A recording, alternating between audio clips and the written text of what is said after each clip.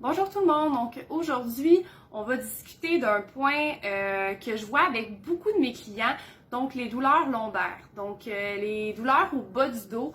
En fait, les lombalgies, c'est quand même quelque chose qui est très fréquent dans la société aujourd'hui. Veux pas, avec le temps, on a développé un mode de vie qui est beaucoup plus sédentaire, on est assis beaucoup plus longtemps et souvent dans la journée, donc c'est sûr que les douleurs au niveau du bas du dos sont de plus en plus récurrents chez la majorité de la population. Donc aujourd'hui, ce que je veux qu'on fasse, c'est que je vais vous expliquer un petit peu les raisons pourquoi les douleurs au niveau lombaire apparaissent et comment est-ce qu'on peut les régler. Donc, tout d'abord, vous devez comprendre que le corps, comment il fonctionne, si j'ai des muscles qui sont peu actifs, donc je vais dire souvent qui n'entrent pas dans l'équation. Donc, j'ai un muscle qui ne travaille pas alors qu'il devrait s'engager dans le mouvement, mais c'est sûr que ça augmente la charge de travail qui est appliquée à un autre groupe musculaire.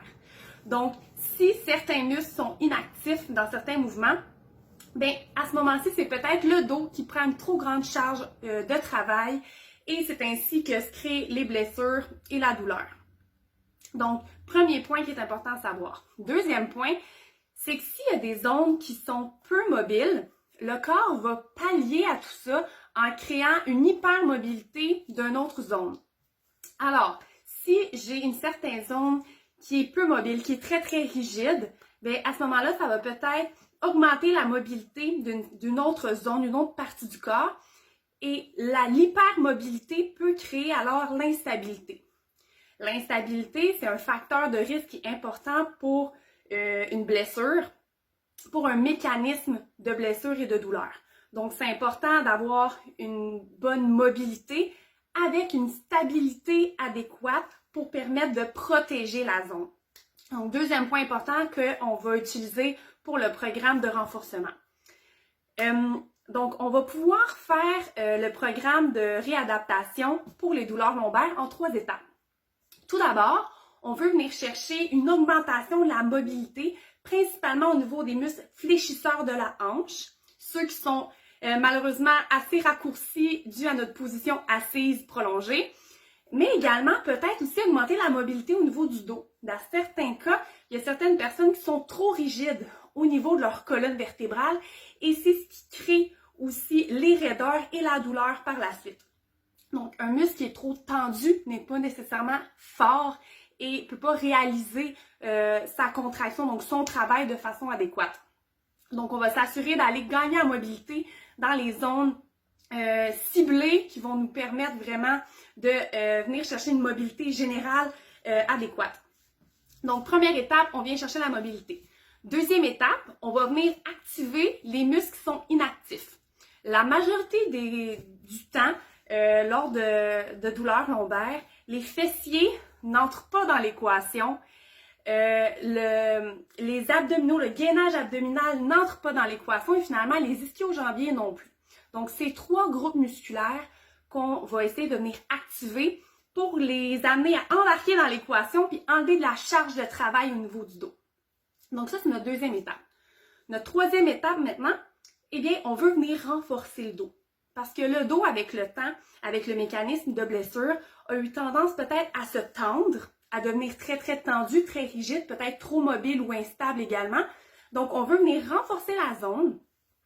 Je fais souvent la différence avec mes clients. Il faut faire la différence entre une douleur et un travail. Donc, lorsque je viens renforcer mes muscles au niveau lombaire, mes érecteurs du rachis, ça se peut que je sente une certaine brûlure. Au même principe que lorsque je fais la chaise au mur, mes quadriceps chauffent parce qu'ils sont en travail. Donc, c'est important. Des fois, quand c'est au niveau du dos, on a tendance à être un peu plus réticent. Donc, c'est vraiment important de faire la nuance entre une douleur et un travail. C'est important que le dos travaille. Le dos, il y a énormément de groupes musculaires au niveau du dos. Donc, c'est normal de ressentir une brûlure lorsqu'on vient le travailler. D'accord? Donc, c'est très important de faire la distinction.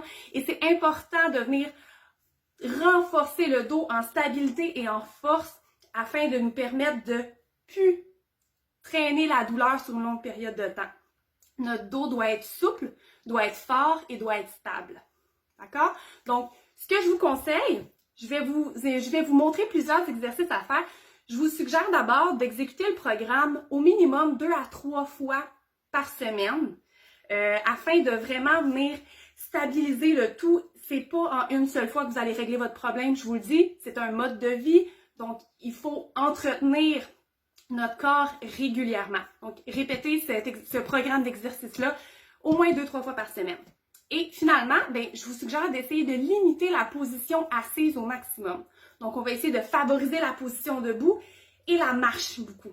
Notre corps est fait pour bouger, est fait pour être debout. Donc, essayez de limiter les moments où vous êtes statique, assis. Levez-vous debout, allez prendre une marche. C'est ce qui va vous aider le plus pour votre douleur lombaire.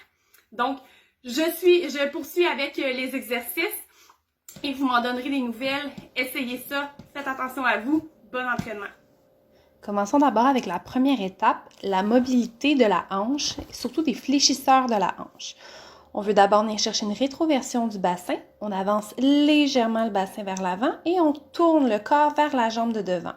Assurez-vous de toujours garder l'allongement au niveau du tronc.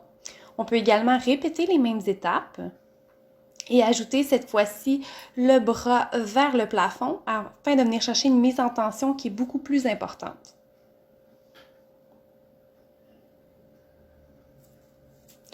On peut également réaliser le même exercice, la même position, en plaçant le pied arrière surélevé sur une chaise ou sur le divan, afin de venir chercher une mise en tension qui est beaucoup plus grande au niveau du quadriceps. Assurez-vous de toujours garder l'allongement complet au niveau du tronc et le maintien du gainage abdominal.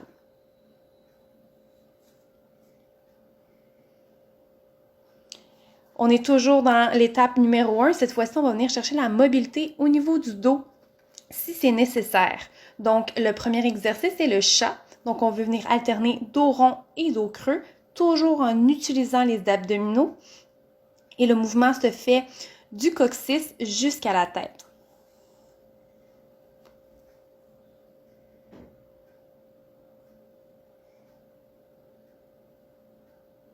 Assurez-vous d'avoir les genoux en dessous du bassin et les mains bien en dessous des épaules. On peut également poursuivre avec le cobra. Donc, il est important de garder les épaules bien loin des oreilles et on va au maximum de l'amplitude que l'on peut avoir, toujours en gardant un contrôle du mouvement. La tête suit l'axe de la colonne vertébrale. On peut également venir chercher la position de l'enfant. On veut s'assurer d'allonger les bras en avant de soi et de bien appuyer la tête soit au sol ou sur un bloc de yoga. On poursuit avec l'étape 2, cette fois-ci avec l'activation des fessiers. Donc, l'élévation de la hanche, ici, on va venir le réaliser d'abord en serrant les fesses au maximum. On pousse dans les talons pour venir lever le bassin.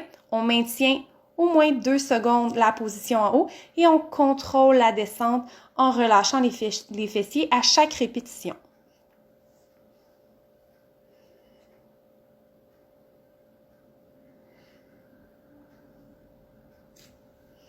On peut également exécuter l'élévation de la hanche à une seule jambe afin d'augmenter la charge de travail qui est appliquée aux fessiers. On répète les mêmes étapes. On contracte les fessiers au maximum, on lève le bassin, on maintient 1 à 2 secondes la position en haut et on contrôle la descente. On relâche les fessiers à chaque répétition afin de venir recréer l'engagement maximal.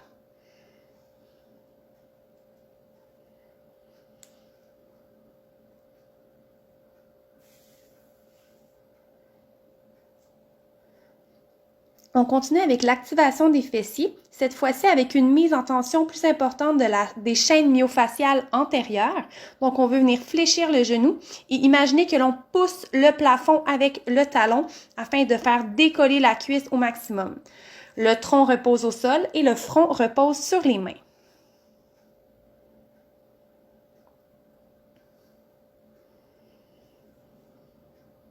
On poursuit dans la deuxième étape avec l'activation du gainage abdominal cette fois-ci. Donc, je vous propose des exercices tirés du Pilates. Donc, on veut venir stabiliser le tronc. Donc, les mains sur l'abdomen permettent d'avoir une meilleure conscience ici. On veut venir toucher un pied à la fois au sol, toujours en gardant la stabilité au niveau du tronc. Si on exécute le mouvement avec les 2 jambes en même temps, l'intensité, le niveau de difficulté augmente considérablement, donc assurez-vous d'avoir un bon contrôle abdominal avant de l'exécuter avec les 2 jambes. On peut également venir augmenter encore le niveau de difficulté en ajoutant les bras. Faire l'exercice avec les bras va vous permettre aussi de travailler votre coordination puisqu'on doit allonger bras et jambes opposés. Vous pouvez le faire avec les jambes fléchies, comme sur la vidéo, ou encore réaliser un dead bug complet avec la jambe allongée.